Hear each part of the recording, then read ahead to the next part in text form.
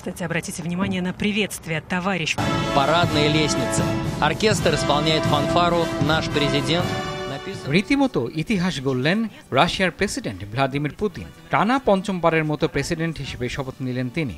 গেল মার্চে অনুষ্ঠিত প্রেসিডেন্ট নির্বাচনে 87% ভোট পেয়ে জয়ী হওয়ার পর শপথ গ্রহণের মধ্য দিয়ে টানা পঞ্চমবারের মতো রাশিয়ার প্রেসিডেন্ট হলেন 71 বছর বয়সী এই নেতা। রাশিয়ার সরকারি বেসরকারি সব টেলিভিশন চ্যানেল সরাসরি এই শপথ গ্রহণ অনুষ্ঠান সম্প্রচার করে।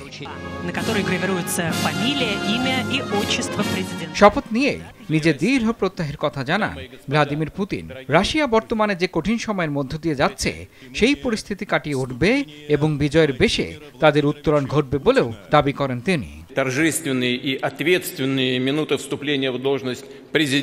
গৌরবের সঙ্গে আমরা এই কঠিন সময় পার করব এবং আরো শক্তিশালী হব। আমরা এক ও মহান একটি জাতি। আমরা একসঙ্গে সব বাধা অতিক্রম করব, যা পরিকল্পনা করেছি তা অর্জন করব এবং একসঙ্গে বিজয়ী হব।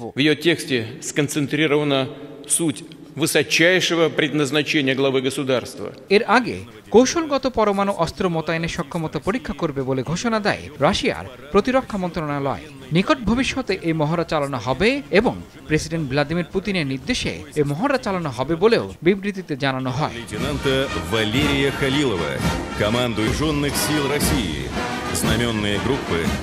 এছাড়া সাউদার্ন মিলিটারি ডিস্ট্রিক্টের ক্ষেপণাস্ত্র বাহিনী সরাসরি এই মহড়ায় অংশ নেবে বলেও জানায় প্রতিরক্ষা মন্ত্রণালয়।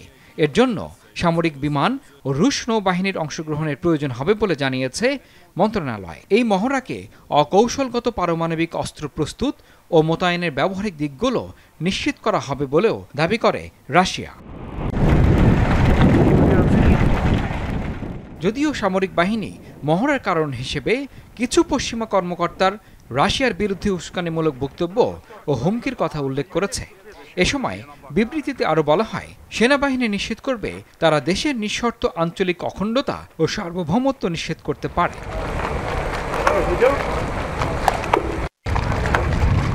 বিশ্লেষকেরা বলছেন, মস্কোর কাছে দূরপাল্লার আন্তঃমহাদেশীয় ব্যালিস্টিক ক্ষেপণাস্ত্র থেকে শুরু করে ছোট পাল্লার কৌশলগত পরমাণু অস্ত্র রয়েছে।